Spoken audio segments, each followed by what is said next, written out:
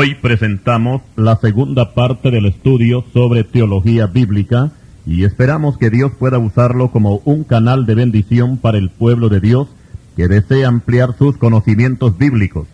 Y vamos a seguir exponiendo las figuras literarias que de principio a fin aparecen en la Escritura.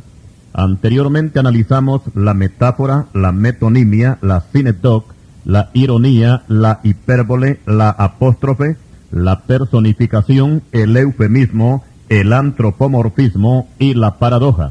Ahora vamos a ver qué es una parábola. La parábola es considerada una ilustración terrenal para enseñar una verdad espiritual y al mismo tiempo revelar los misterios del reino de los cielos a los que con sinceridad buscan la verdad y ocultar al mismo tiempo esta misma verdad a aquellos que se burlan y atacan el Evangelio.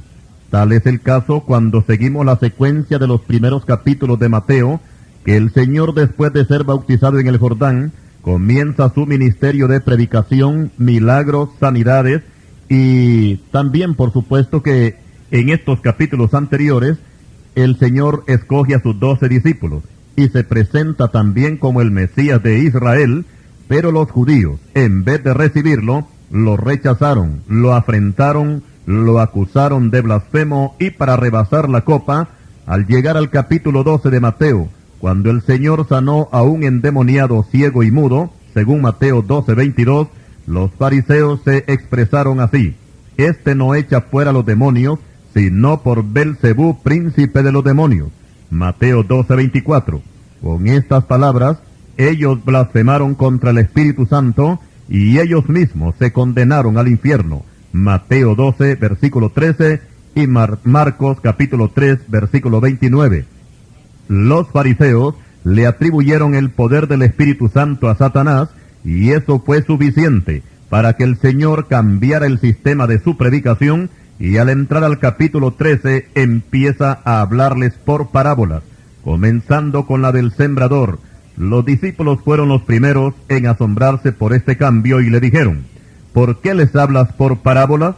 Cristo le responde: Porque a vosotros os es dado saber los misterios del reino de los cielos, mas a ellos no les he dado. Mateo 13, versículos 10 y 11. Esto quiere decir que a los blasfemos y burladores les es negada la palabra de Dios, porque no la merecen. Y la misma palabra de Dios coloca a tales personas en la categoría de los perros y los cerdos. Ya el Señor lo había dicho anteriormente en Mateo 7:6. No deis lo santo a los perros, ni echéis vuestras perlas delante de los cerdos, no sea que las pisoteen y se vuelvan y os despedacen. Aquí el Señor no se refiere a los perros y cerdos de 4 patas, sino a los de 2 patas. El Salmo 22 se refiere a la crucifixión de Cristo, con una descripción de todo lo que ocurre al pie de la cruz. Y la voz del Señor se deja oír por boca de David y dice: Porque perros me han rodeado, me ha cercado cuadrilla de malignos, horadaron mis manos y mis pies, contar puedo todos mis huesos, entre tanto ellos me miran y me observan, repartieron entre sí mis vestidos y sobre mi ropa echaron suertes. Salmo 22, versículos 16 al 18.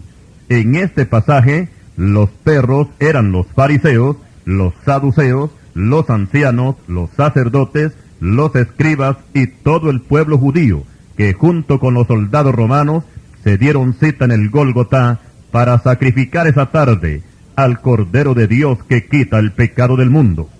Ahora veamos qué ocurre al comienzo del capítulo 13 de Mateo, el cual dice así: Aquel día salió Jesús de la casa y se sentó junto al mar. Esta frase de que Jesús salió de la casa simboliza su alejamiento de la nación de Israel, ya que en el Antiguo Testamento Dios menciona a los judíos como la casa de Israel. En Isaías 5:7, la casa de Israel es comparada con una viña que no dio buen fruto. En Ezequiel 37:11, la casa de Israel es comparada a una gran cantidad de huesos secos esparcidos por el campo. Por su parte, el profeta Jeremías habla de la casa de Israel para compararla con una vasija de barro que se echa a perder. Jeremías 18, versículo 1 al 6. Y volviendo a Mateo 13, versículo 1, que Jesús salió de la casa, significa que el pueblo judío le rechazó, y él sale de la casa y se sienta junto al mar. Sentarse junto al mar significa que el reino de Dios era quitado de los judíos y dado a los gentiles. Más adelante el Señor lo explica así: por tanto os digo que el reino de Dios será quitado de vosotros y será dado a gente que produzca los frutos de él. Mateo 21, versículo 43. Recordemos también que el mar simboliza a los gentiles. Isaías 57, 20. En Mateo 13, 2 dice que se le juntó mucha gente y entrando él en la barca se sentó y toda la gente estaba en la playa. En el versículo 3 el Señor comienza con la parábola del sembrador, utilizando como elemento principal la semilla que simboliza la palabra de Dios. En este capítulo 13 de Mateo encontramos 7 parábolas y todas ellas están relacionadas al reino de los cielos, y solamente 2 de ellas son explicadas por el Señor y son el sembrador y el trigo y la cizaña. Por tanto vamos a analizar las 5 restantes, aunque aclaramos que las parábolas son muchos más que estas, pero por ahora estamos con el capítulo 13 de Mateo. También es bueno explicar que en las parábolas nunca se usan nombres de personas. Por eso el rico y Lázaro que menciona Lucas, capítulo 16 del versículo 19 al 31, aclaramos que esta enseñanza no es una parábola, salvo que Cristo hubiese dicho solamente el mendigo, pero por cuanto le menciona el nombre de Lázaro, ya dejó de ser parábola para ser algo real que en verdad sucedió. Ahora vamos a hablar de la semilla de mostaza y citamos: otra parábola les refirió diciendo: el reino de los cielos es semejante al grano de mostaza que un hombre tomó y sembró en su campo, el cual a la verdad es la más pequeña de todas las semillas, pero cuando ha crecido es la mayor de todas las hortalizas, y se hace árbol de tal manera que vienen las aves del cielo y hacen nidos en sus ramas. Mateo 13, versículos 31 y 32. En esta parábola vamos a ver que la semilla de mostaza simboliza la fe que Dios pone en un creyente. Cristo dijo a sus discípulos que si tuvieran fe como un grano de mostaza, moverían montañas. Mateo 17, 20. Sin embargo, encontramos en la parábola que la semilla llegó a ser la más grande de las hortalizas. Y hasta aquí vemos un crecimiento normal, porque la fe tiende siempre a ser aumentada, según Lucas 17, 5. Pero luego observamos un gran peligro en la semilla de mostaza, y es que después se convierte en un árbol. Es de tal manera que las aves del cielo hacen nidos en sus ramas. Aquí vemos a un creyente que se ha pasado de los límites, o sea que ya no actúa por fe, sino que se ha vuelto apóstata y ha desviado su vista de Cristo y va tras las riquezas y la fama del mundo. Y en vez de ser humilde, se ha vuelto soberbio, altivo y necio. Explicamos que la palabra árbol, cuando en la Biblia se usa simbólicamente, representa la grandeza humana, tal como lo explica el Señor en Lucas 21, versículo 29, refiriéndose a Israel en su crecimiento y poderío económico y comercial, pero no espiritual. Aquí Israel aparece comparado con una higuera, que es un árbol grande al par de todas las naciones poderosas del mundo, simbólicamente comparadas con todos los árboles. Lucas 21, versículo 29. El rey de Babilonia fue representado en su visión como un árbol muy grande, que crecía y se hacía fuerte, y tenía gran follaje, con fruto abundante. A su sombra se cobijaban las bestias del campo, y las aves hacían nidos en sus ramas. Todo esto representaba la soberbia y la altivez de Nabucodonosor, y el resultado fue la humillación que Dios le dio al enviarlo al campo para que comiera hierba como los bueyes, y le quitó el sentido de la razón, o sea que quedó demente y viviendo como una bestia durante 7 años. Todo esto está registrado y más ampliado en el capítulo 4 del profeta Daniel. Y ahora con respecto a las aves que hacen nidos en las ramas del gran árbol de mostaza, aquí también hay una explicación, ya que en la Biblia, por lo general, los pájaros son símbolos de muerte, como sucedió con el panadero de Faraón, que estaba preso junto con José. En el sueño que tuvo, vio a los pájaros que comían lo que había en el canastillo que él tenía sobre su cabeza.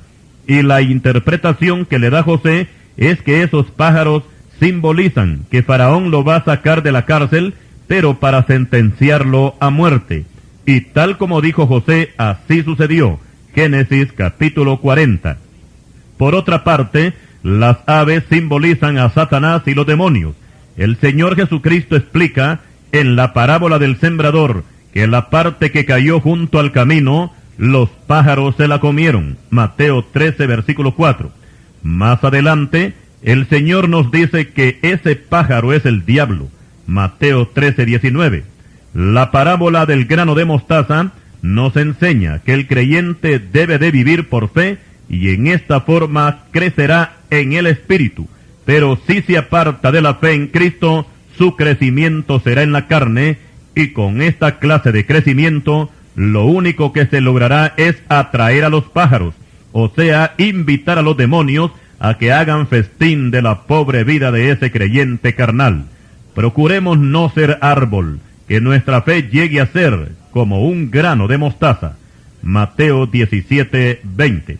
Ahora vamos a analizar la parábola de la levadura. Mateo 13, 33 dice: otra parábola les dijo: el reino de los cielos es semejante a la levadura que tomó una mujer y escondió en 3 medidas de harina hasta que todo fue leudado. Cuando la Biblia habla de la levadura, por lo general se refiere a la doctrina adulterada. A los israelitas se les instruyó que cuando celebraran la Pascua, además del cordero, tenían que comer también panes sin levadura. Tanto el cordero como el pan sin levadura simbolizan al Señor Jesucristo. La levadura simboliza corrupción de todo tipo. Cierta vez el Señor les dijo a los discípulos que se cuidaran de la levadura de los fariseos y de la de los saduceos. Los discípulos no entendieron y pensaron que Cristo les hablaba del pan material que se vende en las panaderías. Pero cuando el Señor explicó, entonces ellos entendieron que no les había dicho que se guardasen de la levadura del pan material, sino de la doctrina de los fariseos y de los saduceos. Mateo 16, versículos 5 al 12. La levadura de los fariseos era la soberbia, la hipocresía y la envidia. Pero también estaba la levadura de Herodes. Marcos 8:15. Esta levadura de Herodes consistía en la laxivia y toda clase de deseos carnales y mundanos. Las 3 medidas de harina simbolizan a las 3 personas de la Santa Trinidad y la doctrina pura que ha sido dado tanto en el Antiguo como en el Nuevo Testamento. Cuando Dios visitó a Abraham en el encinar de Mamre, fueron 3 personajes los que llegaron. Y después del saludo, Abraham fue deprisa a la tienda y le dijo a Sara: toma pronto 3 medidas de flor de harina y amasa y haz panes cocidos debajo del rescoldo. Génesis 18, versículo 1 al 6. Notemos que aquí se menciona por primera vez las 3 medidas de harina, pero sin levadura. Hoy en día han aparecido muchas doctrinas distorsionadas amparándose en la Biblia, pero recordemos que Dios no acepta mezclas, pues la misma palabra aplica severas sanciones a todo aquel que le quite o quiera agregarle a lo que ya está escrito. Apocalipsis capítulo 22, versículos 18 y 19. Desechemos pues la levadura y comamos el verdadero pan del cielo, que es nuestro Señor Jesucristo. Amén.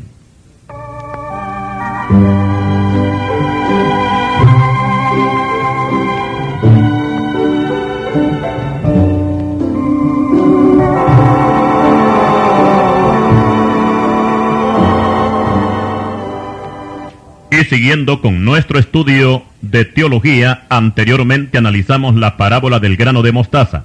Ahora pasamos a la parábola del tesoro escondido. Dice el Señor: además, el reino de los cielos es semejante a un tesoro escondido en un campo, el cual un hombre halla y lo esconde de nuevo, y gozoso por ello va y vende todo lo que tiene y compra aquel campo. Mateo 13, 44. Algunas veces se le ha dado el significado al tesoro escondido como si se tratara de la iglesia. Pero la hermenéutica no descubre aquí a la iglesia, sino a Israel. En primer lugar, Dios llamó a Israel su especial tesoro, Éxodo 19:5, y en Malaquías 3:17 lo vuelve a recalcar que los judíos serán su especial tesoro. Todos sabemos que los judíos no llenaron los requisitos que Dios le demandó para que fueran portadores de su palabra. Por tanto, los hizo a un lado para tratar con un nuevo grupo, conocido como la iglesia. Sin embargo, Israel, en vez de resplandecer, quedó escondido, y aunque sigue siendo tesoro para Dios, porque Dios no ha desechado a su pueblo en ninguna manera, nos dice Romanos 11, versículo 1, se puede considerar a Israel un tesoro escondido. Ahora hay que ver dónde se escondió. La parábola dice que el tesoro escondido estaba en un campo. El campo es un símbolo del mundo. Cristo mismo lo explica en la parábola del trigo y la cizaña, y dice que el campo es el mundo. Mateo 13:38. Israel hoy es un país que, aunque es pueblo de Dios, nadie lo respeta como tal, sino como un país más entre los pueblos que hay en el mundo. Los judíos no proclaman el reino de Dios porque, hablando simbólicamente y espiritualmente, ellos se encuentran escondidos en el mundo. Pero luego aparece un hombre que lo identifica, o sea que lo halla en el mundo y lo esconde de nuevo. Este hombre es el Señor Jesucristo, que vino a las ovejas perdidas de la casa de Israel. Mateo 15:24. Pero por cuanto ellos le rechazaron, Dios los esparció por todo el mundo. Cuando Cristo vino, desenterró el tesoro, pero por cuanto ellos le rechazaron, entonces el Señor los escondió de nuevo. Ahora, el hombre que es Cristo, gozoso va y vende todo lo que tiene y compra aquel campo. Notemos que Cristo vende todo lo que tiene, o sea que entrega su vida, no para comprar al tesoro escondido, sino al campo donde se encuentra el tesoro. En este caso, Cristo, con precio de sangre, compra a todo el mundo, o sea que como cordero, Él muere en la cruz para quitar los pecados del mundo, según Juan 1:29. Y es natural que al comprar el campo, ahí mismo rescata a su tesoro, que es Israel. Cuando Cristo venga por segunda vez, el tesoro escondido ya no estará más escondido, sino que lo reconocerán como su verdadero dueño, y cuando lo vean venir dirán, bendito el que viene en el nombre del Señor. Mateo 23:39. Ahora pasamos de inmediato a analizar la siguiente parábola y citamos: también el reino de los cielos es semejante a un mercader que busca buenas perlas, que habiendo hallado una perla preciosa, fue y vendió todo lo que tenía y la compró. Mateo 13:45 y 46. En esta parábola sí aparece la iglesia, que es simbolizada por una perla preciosa. Y al contrario del tesoro escondido en el campo, la perla no se encuentra escondida. En la parábola del tesoro escondido, el hombre, que es Cristo Jesús, compra todo el campo, o sea, que todo el mundo ha sido comprado a precio de sangre, pero no todos serán salvos, por la razón que la mayoría no aceptan esta salvación. Por esta razón, en la parábola de la perla no se compra el campo ni el mar, que también es símbolo del mundo, y que es de donde se sacan las perlas, o sea del mar, porque ya había sido comprado en la parábola anterior. Ahora, después que el mundo ha sido ya comprado, de ahí el Señor saca un grupo que se ha identificado con él, y este grupo es la perla preciosa, más conocida como la iglesia. Notemos algo, y es que el mercader, cuando encontró la perla, no la escondió como hizo con el tesoro escondido, sino que vendió todo lo que tenía y la compró, y la exhibió ante el mundo, porque es la iglesia quien proclama las virtudes de aquel que la llamó de las tinieblas a su luz admirable. Primera epístola de Pedro 2:9. Ahora veamos los dos escondites. Israel como tesoro escondido y como pueblo de Dios está escondido en el mundo, pero la iglesia también está escondida, pero no en el mundo, sino con Cristo en Dios. Así nos dice Colosenses capítulo 3, versículo 3. concluimos que el tesoro escondido es Israel y la perla preciosa es la iglesia. Y ahora llegamos a la última parábola de este capítulo 13 de Mateo, y es la red. Dice el Señor: asimismo el reino de los cielos es semejante a una red que echada en el mar recoge toda clase de peces, y una vez llena, la sacan a la orilla, y sentados recogen lo bueno en cestas, y lo malo echan fuera. Así será el fin del siglo. Saldrán los ángeles, y apartarán los malos de entre los justos, y los echarán en el horno de fuego. Allí será el lloro y el crujir de dientes. En esta parábola que encontramos es el juicio final de las naciones. La red significa la palabra del Evangelio, la cual ha sido lanzada a todo el mundo. Y quiérase o no, pero todo el mundo está dentro de esta red. Los peces buenos son los que aceptamos la palabra. Los peces malos simbolizan a los incrédulos que serán echados al infierno. Allí será el gran lamento de todos los que despreciaron la salvación que Dios les dio en Cristo Jesús. Mateo 13, versículos 47 al 50. Y ahora, después de este breve estudio de las parábolas de Mateo capítulo 13, vamos a tener un breve estudio de los tipos. Y en primer lugar diremos que los tipos son diferentes a los símbolos, porque los símbolos aparecen en cualquier literatura, tanto bíblica como secular, ya que aún los emblemas nacionales de un país se les llama los símbolos patrios, principalmente la bandera. Mientras que los tipos solamente se mencionan en la Biblia. Los símbolos no tienen límite de tiempo, mientras que el tipo sí lleva un fin. Tampoco el tipo es una ilustración como lo son las parábolas, sino que es una figura o una sombra que apunta hacia el futuro, representando una realidad espiritual. Por lo general, los tipos aparecen en el Antiguo Testamento, pero en el Nuevo Testamento aparece la realidad del asunto. Vamos a ilustrar lo que es un tipo como una sombra. Si observamos a una persona que está de pie en un lugar al descubierto, cuando el sol está para ocultarse, vamos a notar que la sombra de esta persona se alarga, si es posible, hasta medio kilómetro. Y si nosotros nos encontramos al final, o sea, donde termina la sombra, vamos a ver algo imperfecto. Pero si empezamos a caminar por encima de esa sombra, vamos a llegar a lo perfecto, o sea, a la persona de la cual se formó la sombra. Eso es precisamente el tipo, una figura o una sombra. Explicamos que la mayoría de los tipos del Antiguo Testamento apuntan directamente a Cristo, y por lo general se trataba de personas muy importantes o de objetos utilizados para el servicio en el tabernáculo o en el templo. Tenemos como primer tipo de Cristo a Adán. Este primer hombre, padre de la raza humana, falló en mantener la santidad que Dios le había dado, y constituyó pecadores a todos sus hijos. Pero Cristo, como cumplimiento de esta figura, recobró para la raza humana la santidad que Adán perdió. Por eso Adán es tipo o figura de Cristo, según nos dice el apóstol Pablo en Romanos 5:14. Isaac, puesto en el altar del sacrificio, el cual no fue consumado, tipifica a Cristo en su sacrificio en el Gólgota. También Moisés es un tipo de Cristo, porque libertó al pueblo hebreo de la esclavitud egipcia. O sea que Moisés fue libertador en la parte física, pero Cristo es el libertador en la parte espiritual. Y como profeta, Moisés también fue tipo de Cristo, según Deuteronomios 18 y versículo 18. Josué no dio el reposo a los israelitas, Hebreos 4:8, pero Cristo sí da el verdadero reposo, por lo tanto, Josué es un tipo de Cristo, Hebreos 4, versículos 10 y 11. El sacerdote y rey Melquisedec también es un tipo del Señor Jesucristo, según el Salmo 110, versículo 4 y Hebreos capítulo 6, versículo 20.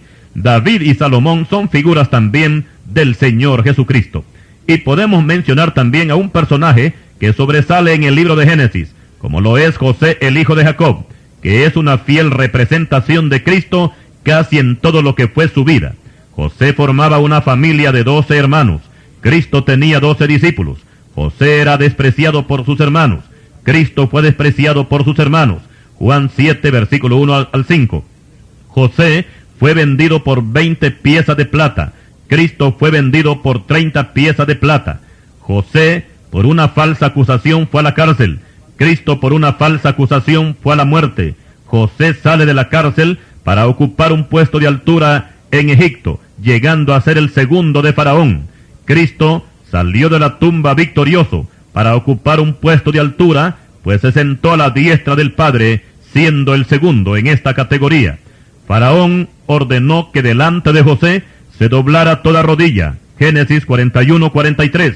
El Padre ordena que toda rodilla se doble a los pies de Cristo. Filipenses 2:10. Y entre los personajes vamos a mencionar a uno más, y es al profeta Jonás, que es un tipo de Cristo en su muerte y en su resurrección. Mateo 12:40. Por otra parte tenemos que el Cordero que se ofrecía en la Pascua era un tipo del Cordero de Dios, Cristo Jesús. También lo era el arca de Noé, el maná que comieron los israelitas, la peña herida en el desierto, la serpiente de bronce y la mayoría de los objetos que formaban el tabernáculo eran un tipo, figura o representación de Cristo. Explicamos que hay más tipos de los que hemos mencionado, tanto de personas como objetos y lugares que apuntan directamente al Señor Jesucristo. Ahora vamos a mencionar los símbolos, los cuales aparecen en objetos, sustancias, colores, animales, números, etc. Anteriormente dijimos que los tipos aparecen solamente en la Biblia, pero los símbolos aparecen en cualquier otra literatura, además de la Biblia. En primer lugar mencionaremos algunos símbolos bíblicos, como la levadura, que siempre aparece como símbolo de corrupción doctrinal. Primera Epístola a los Corintios, capítulo 5, versículo 7, y Mateo, capítulo 16, y versículo 12. Las aves simbolizan varias cosas. Por ejemplo, en Apocalipsis, capítulo 18, y versículo 2, simbolizan las abominaciones. En el Cantar de los Cantares de Salomón, las aves simbolizan la primavera. En Isaías capítulo 31, versículo 5, las aves simbolizan protección. Vamos a citar este versículo y dice así: como las aves que vuelan, así amparará Jehová de los ejércitos a Jerusalén. Sin embargo, en Mateo capítulo 13 y versículo 4, las aves se comen la semilla que cayó junto al camino. Y en Mateo 13, 19, Cristo dice que esas aves simbolizan a Satanás. El león es un símbolo de fuerza y realeza. En este caso, Cristo es presentado como el león de la tribu de Judá. Apocalipsis capítulo 5, versículo 5. Pero también el león es un símbolo de maldad, cuando el apóstol Pedro lo simboliza representando al diablo como un león rugiente. Primera Epístola de Pedro, capítulo 5 y versículo 8. También tenemos el agua que en Efesios capítulo 5 y versículo 26 Pablo menciona el agua como algo que limpia y lava. Representa o simboliza también la palabra de Dios. En Juan 7:39 el agua simboliza al Espíritu Santo. En Jonás capítulo 2 versículo 5 las aguas simbolizan el sepulcro. Y en el tiempo de Noé las aguas fueron señal de juicio para todos los pecadores. Por su parte, y para concluir con esta siguiente parte de teología, vamos a tener el Espíritu Santo. Sí, el Espíritu Santo, que es simbolizado por viento, según Ezequiel capítulo 37, versículo 9, y Hechos capítulo 2 y versículo 2. También el Espíritu Santo se simboliza por fuego, Hechos capítulo 2, versículo 3. También por agua, Juan 7, versículo 39. Por una paloma, Mateo 3, versículo 16. Por aceite, primer libro de Samuel capítulo 16, versículo 13. Y por un sello, Efesios capítulo 1 y versículo 13. Y también tenemos un número 7, y es precisamente que el Espíritu Santo se simboliza por 7 lámparas. Apocalipsis capítulo 4 y versículo 5. En estas 7 formas encontramos simbolizado al Espíritu Santo de Dios. Que el Señor les bendiga. Y siguiendo con nuestro estudio sobre teología bíblica, y habiendo analizado anteriormente las parábolas de Mateo capítulo 13, los tipos y los símbolos, ahora vamos a tratar con los modismos hebraicos. Y aquí cabe explicar que el modismo es una expresión que si se llega a interpretar en forma literal carece de sentido. En todos los países del mundo se usan modismos. Por ejemplo, en Centroamérica se usa un modismo que dice llueve, truene o relampaguee. Este modismo indica la determinación de una persona que piensa hacer algo y que nada lo va a detener. Este mismo modismo es usado entre los hebreos y nada más que en otra forma, y que la Biblia lo menciona varias veces, y es el siguiente: así me haga Jehová y aún me añada, le dijo Ruth a Noemí, dando a entender que sólo la muerte las podría separar. Libro de Ruth, capítulo 1, versículo 17. La misma expresión usó el rey de Samaria cuando se dispuso cortarle la cabeza al profeta Eliseo. Segundo libro de Reyes, capítulo 6, versículo 31.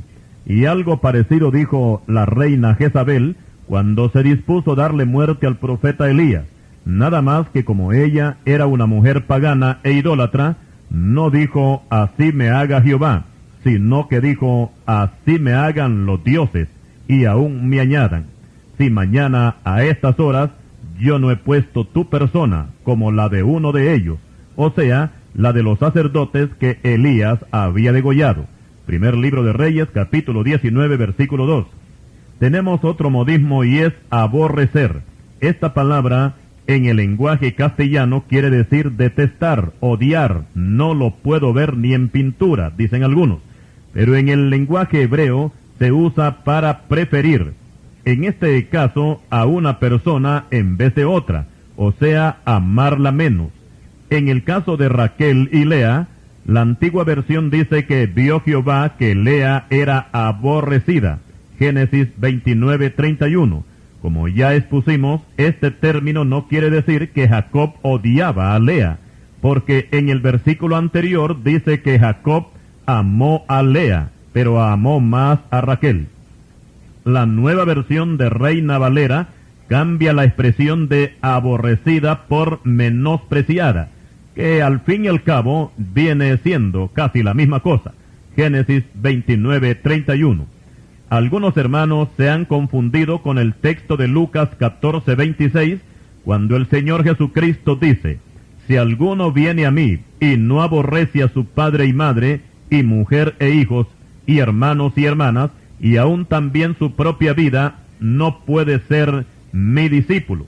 Vamos a explicar que leyendo este pasaje, Moisés David fundó una secta conocida como los Niños de Dios, y la enseñanza que le da a sus seguidores es que aborrezcan a sus padres y a todos sus parientes, y aún hasta que abandonen sus hogares. Por supuesto que este hombre tomó el texto en forma literal, tal como se entiende en nuestro lenguaje. Pero Cristo no dijo tal cosa, porque entonces habría una fuerte contradicción en la misma Escritura, cuando uno de los mandamientos de la santa ley de Dios dice que hay que honrar al padre y a la madre. Efesios 6:2. Lo que el Señor demanda es que le amemos más a Él que a nuestros parientes. Para ejemplo, tenemos que el mismo pasaje de Lucas 14:26, donde se usa la palabra o el modismo aborrecer, Mateo lo registra sin el modismo y dice: el que ama a padre o madre más que a mí, no es digno de mí. El que ama a hijo o hija más que a mí, no es digno de mí. Mateo 10:37. Aquí, como dijimos, no se usa el modismo, y es aquí donde se encuentra la verdadera interpretación de Lucas 14:26. Ahora vamos a presentar el caso del fariseo y el publicano. En este caso, lo que nos interesa es la parte final de esta parábola, y es cuando el Señor dice, refiriéndose al publicano: os digo que éste descendió a su casa justificado antes que el otro. Lucas 18:14. La palabra antes pareciera decir que primero fue justificado el publicano y después el fariseo. Pero aquí la palabra antes es usada para indicar que el publicano fue justificado en vez de, o sea, en vez del fariseo.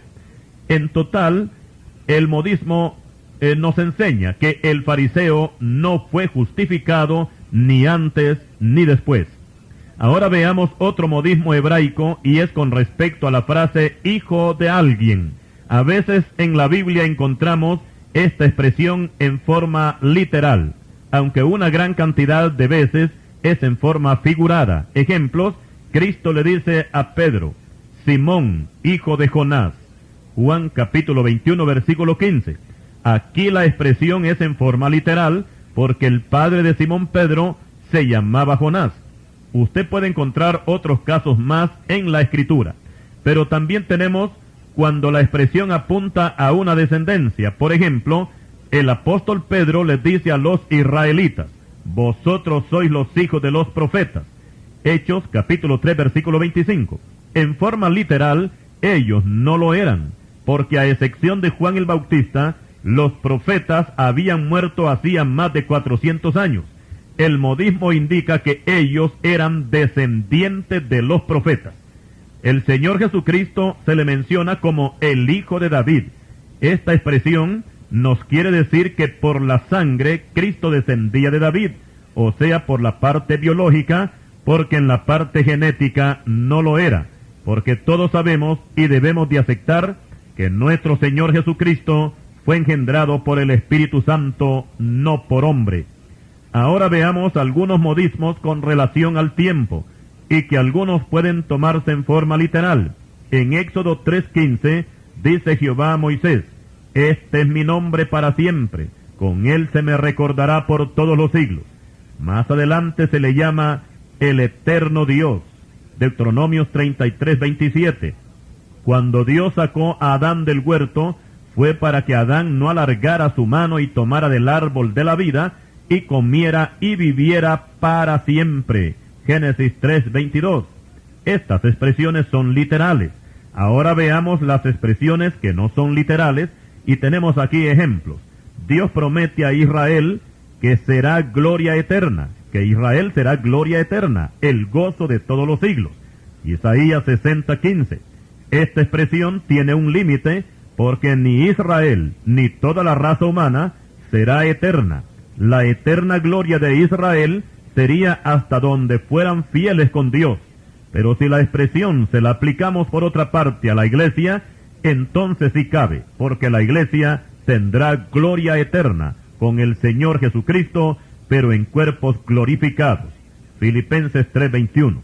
Con respecto a la celebración de la Pascua, encontramos la orden de Dios: y este día os será en memoria, y lo celebraréis como fiesta solemne para Jehová durante todas vuestras generaciones. Por estatuto perpetuo lo celebraréis. La palabra perpetuo aquí tiene un límite, porque se celebraría la Pascua hasta donde estuviera en vigor la ley de Moisés. Y la ley de Moisés, principalmente en lo que se refiere a la ley de ritos y sacrificios, terminó cuando nuestro Señor moría en la cruz, según Mateo 27, versículos 50 y 51. El apóstol Pablo nos dice que nuestra Pascua, que es Cristo, ya fue sacrificada por nosotros, según 1 Corintios 5:7. Dios ya no acepta la celebración de la Pascua, ni de parte de la iglesia, ni por parte de Israel. La perpetuidad de la Pascua terminó con la muerte del Señor en la cruz. Ahora vamos a estudiar los 3 días que el Señor estuvo en la tumba. Para algunas personas resulta un poco complicado entender esos 3 días. Si colocamos la muerte de Cristo el día viernes y resucita el día domingo. Si usamos el modismo americano, al hablar de 3 días y 3 noches, vamos a hacer un total de 72 horas. En el oriente es diferente, y hablando específicamente de Israel, el día comienza a las 6 de la mañana y termina a las 6 de la tarde. Ya a las 6 de la tarde comienza la noche hasta las 6 de la mañana. Cuando se trata de un día entero, incluyendo la noche, hablamos de 24 horas. Entre nosotros el día comienza a las 12 de la noche y termina a la siguiente medianoche a las 12. En Israel, el día de 24 horas comienza a las 6 de la tarde y termina a las 6 de la tarde del siguiente día. O sea que Israel también tiene 24 horas entre el día y la noche, nada más que en diferente horario, y los judíos consideraban una fracción del día como si fuera un día entero. Veamos el caso de la crucifixión. Según la Biblia, el Señor murió a la hora 9, o sea, a las 3 de la tarde de nuestro horario. Mateo 27:46, Marcos 15:34 y Lucas 23:44. No sabemos la hora exacta cuando fue depositado su cuerpo en el sepulcro por Nicodemo y José de Arimatea, pero por cuanto utilizaron tiempo para ir a pedir el cuerpo a Pilato y después tomaron tiempo para desclavarlo de la cruz, después lo envolvieron en lienzos con especias aromáticas y por supuesto que esto también ocupó tiempo. Pero lo importante en sí no es a la hora en que fue enterrado, sino la hora en que murió. Desde ese momento comienza la cuenta regresiva hacia la resurrección. Y como los judíos cuentan una fracción del día como si fuera un día entero, tenemos que las 3 horas, de 3 a 6 de la tarde de ese día viernes, hacían el primer día. Y al entrar a las 6 de la tarde de ese mismo día viernes, Cristo entraba en su segundo día de muerto, y ese día se completaba hasta las 6 de la tarde del siguiente día. Ahora, espero que preste mucha atención a esto, y es que el domingo comenzaba a las 6 de la tarde del día sábado. Por tanto, el tercer día comenzaba de las 6 de la tarde del sábado en adelante. La Biblia no dice la hora en que el Señor resucitó, pero tomando en cuenta lo que ya hemos expuesto, cualquier hora de la noche o de la madrugada se tomaba literalmente como el tercer día. Podíamos creer que Cristo resucitó antes de las 12 de la noche, o sea que no esperó la mañana para resucitar. El Evangelio de Juan, capítulo 20, versículo 1, nos dice que el primer día de la semana, María Magdalena fue de mañana, siendo aún oscuro, al sepulcro, y vio quitada la piedra del sepulcro, y lo impresionante es que el cuerpo del Señor ya no estaba allí, porque había resucitado. Aquí podemos resumir que el día completo de 24 horas que el Señor Jesucristo estuvo en el corazón de la tierra fue el día sábado. El viernes y el domingo fueron fracciones de días, y por causa de este modismo no se le resta mérito a la profecía que Cristo iba a estar 3 días y 3 noches en el corazón de la tierra. Ahora vamos a ver el caso de la mujer cananea y la frase que el Señor le dirige. Algunos hermanos piensan que el Señor fue muy drástico con esta mujer cuando le dice, no está bien tomar el pan de los hijos y echarlo a los perrillos. Mateo 15:26. Aquí el Señor lo que usa es un modismo. La teología le coloca como un proverbio que en nuestro medio sería un adagio o un dicho. Lo que el Señor le dice a la cananea era algo tan común en Israel que cualquiera lo decía, para demostrar con este proverbio que no se debe alterar el orden de las cosas. Lo que es primero tiene que ser primero. La cananea no se sintió ofendida con esto, porque Cristo no le dijo que ella era una perrilla. El proverbio quería decir que ella tuviera paciencia, que ya le iba a llegar su turno de ser bendecida. Pero como su necesidad era apremiante, ella le contesta con la contraparte de ese proverbio, o sea, con otro proverbio, y le dice, sí señor, pero aún los perrillos comen de las migajas que caen de la mesa de sus amos. Mateo 15:27. Las palabras de esta mujer sorprendieron al Señor porque ella sabía también un proverbio israelita, y ella las expresó para demostrar su gran fe que tenía en el Señor. Y el Señor, por supuesto, le complació su petición de libertarle a su hija endemoniada. Mateo 15:28. A veces nosotros usamos algunos modismos o dichos que también son un poco pesados, pero que casi la gente no los nota por el continuo uso que se les da. Por ejemplo, hay un dicho que dice, al perro más flaco se le pega la sarna. Este dicho se le adjudica a una persona que está en desgracia y le caen otras desgracias más encima. A veces es la misma persona perjudicada quien dice este dicho.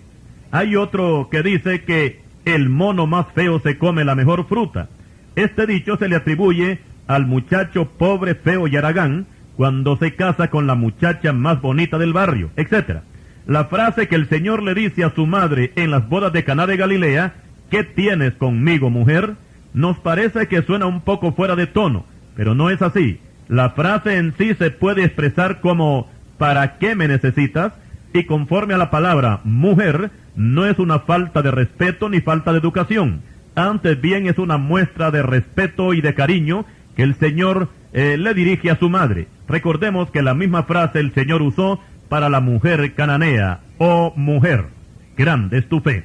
Más adelante seguiremos analizando otros temas de interés sobre teología bíblica. Continuaremos.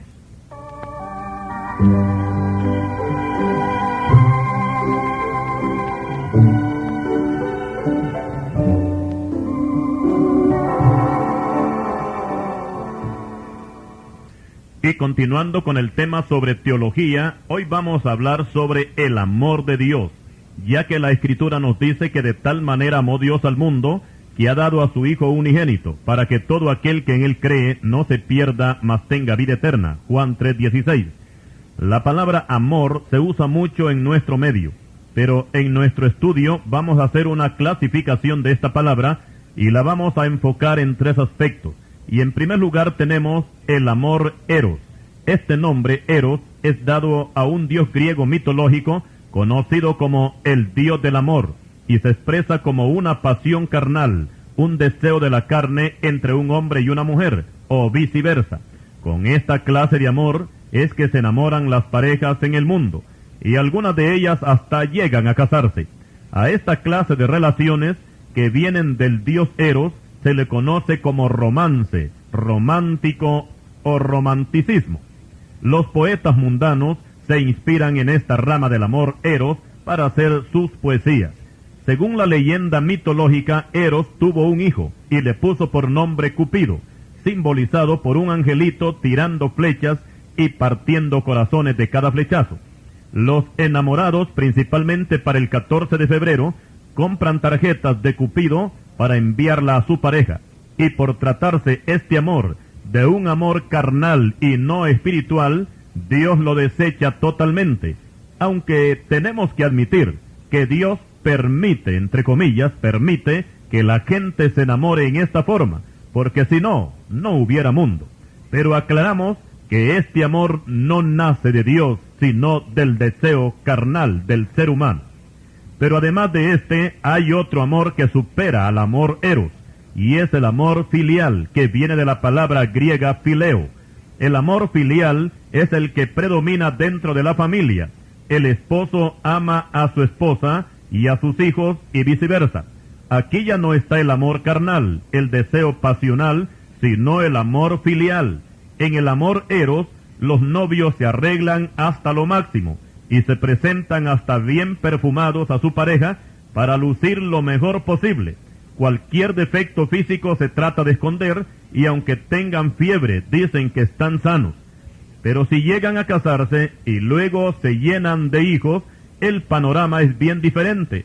Cuando la esposa está enferma, el esposo, que es cariñoso, la atiende con cariño y hasta se puede desvelar dándole medicamentos, y la carga en los brazos para meterla al taxi y llevarla al hospital.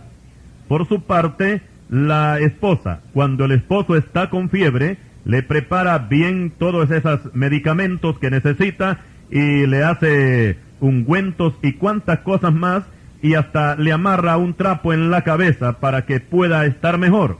El aspecto que presenta esta persona no tiene nada de eros, no hay amor carnal. Aquí lo que se mueve es el amor filial. Explicamos que de la palabra eros se deriva la palabra erótico, o sea, sexo fuera de control. Y mientras en el amor eros sobresale el romanticismo, en el amor filial sobresale el sentimentalismo, o sea, el sentimiento y no el romance. Explicamos que con el amor filial no se puede amar a Dios, porque se necesita un grado más alto. El amor con que Dios ama y con el que nosotros debemos amarle se llama amor ágape. Este amor implica darse por entero, entregarse sin condiciones, llegando hasta el sacrificio. Dios no acepta otra clase de amor de parte de sus hijos. Y así como amamos al Señor, también amamos a nuestro prójimo y a nuestros hermanos. Con este amor ágape, si usted es un hermano, con toda confianza puede decirle a una hermana que le ama, y la hermana puede hacer lo mismo.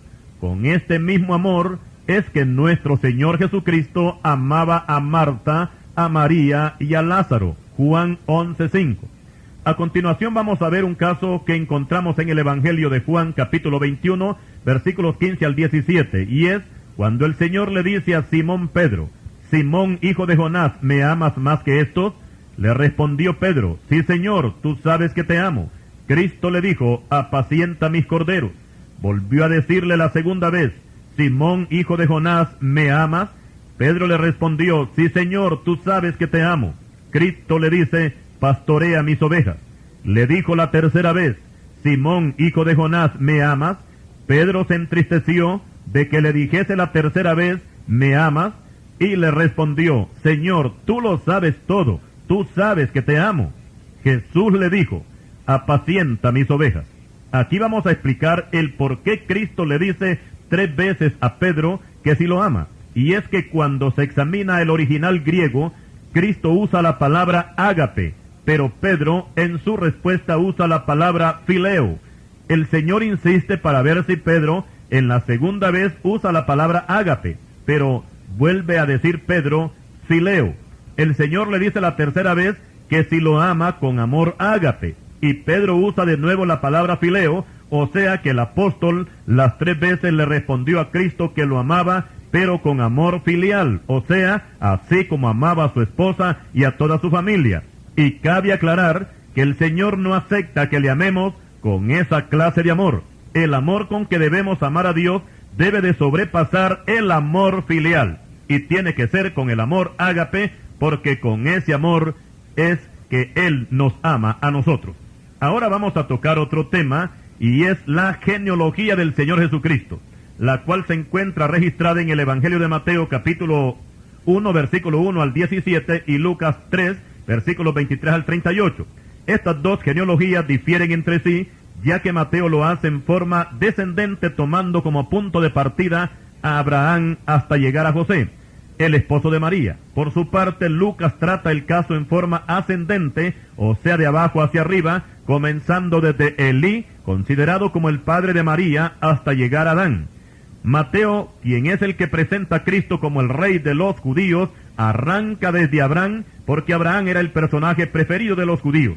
Los personajes antes de Abraham no eran necesarios, pero después de Isaac, Jacob y todos los demás, llegamos hasta David.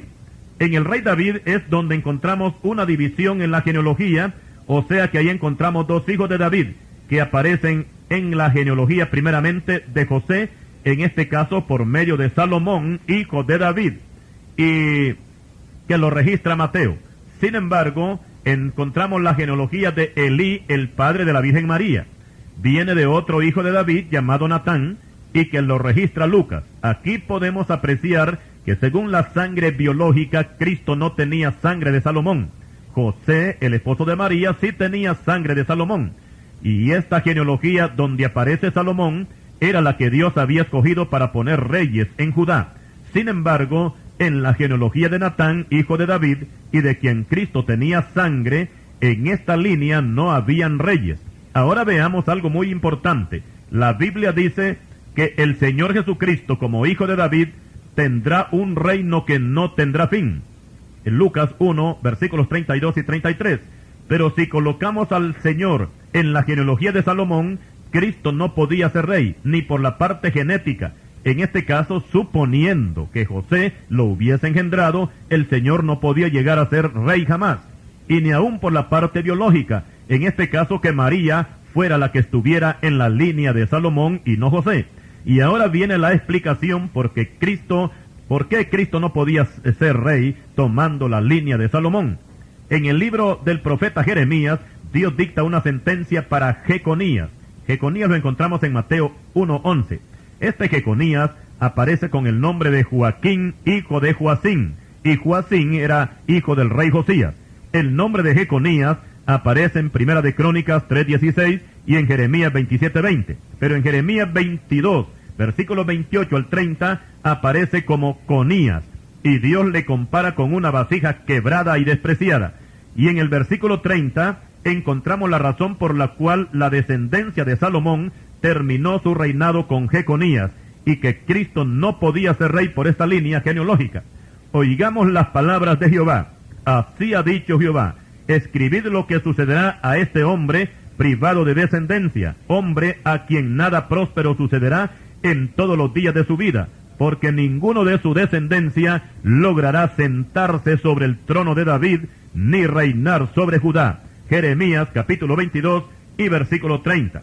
Fijémonos que en la línea genealógica de Natán no hubieron reyes, pero por cuanto David fue rey, Cristo salta la genealogía de Elí hasta Natán y enlaza con David para tomar el trono. Por eso en el Nuevo Testamento y específicamente en los 4 relatos evangélicos, nuestro Señor aparece entre uno de sus varios títulos como el Hijo de David. Nunca aparece como el Hijo de Abraham. Y aquí cabe explicar que Abraham nunca fue rey. Abraham fue experto en pactos y sacrificios. Y si vemos el caso desde el punto histórico bíblico, Cristo sería el hijo de Abraham, pero para morir en la cruz, no para reinar. Cuando Abraham se dirigía al monte Moria para sacrificar a su hijo Isaac, éste le pregunta: he aquí el fuego y la leña, mas ¿dónde está el cordero para el holocausto? Y Abraham le contesta: Dios te proveerá de cordero para el holocausto, hijo mío, e iban juntos. Génesis 22, versículos 7 y 8. Siglos más tarde, Dios se proveyó de ese cordero al enviar a su hijo al mundo, y un día Juan el Bautista presentó al Señor Jesucristo a la multitud y dijo: he aquí el cordero de Dios que quita el pecado del mundo. Juan 1:29. Este cordero fue el que Abraham profetizó que Dios se proveería de cordero, y vamos a analizar la genealogía, que Cristo como hijo de Abraham, su destino era la cruz. Aquí implica sacrificio, dolor y muerte. Pero como hijo de David, su destino era el trono, porque David sí fue rey, y Cristo como rey tiene poder y autoridad tanto en el cielo como en la tierra. Mateo 28:18. Y apelando a ese poder y autoridad, es que los necesitados nunca lo llamaron como el hijo de Abraham, sino como hijo de David. La cananea le imploró: Señor, hijo de David, ten misericordia de mí. Mateo 15:22. Bartimeo gritó: Hijo de David, ten misericordia de mí. Marcos 10:48.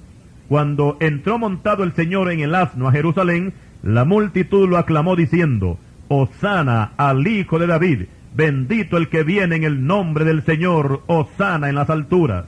Mateo 21:9. Y antes de terminar este estudio, vamos a explicar que el último rey de Judá no fue Jeconías, o sea Joaquín, sino que fue Sedequías, a quien el rey Nabucodonosor le sacó los ojos y lo llevó con grillos a Babilonia. Pero aclaramos que este Sedequías no era hijo de Joaquín, sino hijo de Josías. Sedequías era hermano con Joacim. El nombre verdadero de Sedequías era Matanías, pero el rey de Babilonia se lo cambió por el de Sedequías. Segundo libro de Reyes 24:17. Y en Primera de Crónicas 3:15 también encontramos ese nombre. Por tanto, aunque Sedequías fue rey de Judá por 11 años, no entra en la genealogía. En este orden, el último rey tendría que ser Joaquín, que es el mismo Jeconías. Y desde ese tiempo para acá, Jerusalén no ha tenido más reyes. El último rey que tendrá Israel, con su capital Jerusalén, será nuestro Señor Jesucristo, el cual no solamente será rey sobre Israel, sino para todos los pueblos de la tierra. Gracias por su atención, y al Señor damos toda la honra y toda la gloria, y de esta forma damos por terminado este interesante estudio sobre teología bíblica.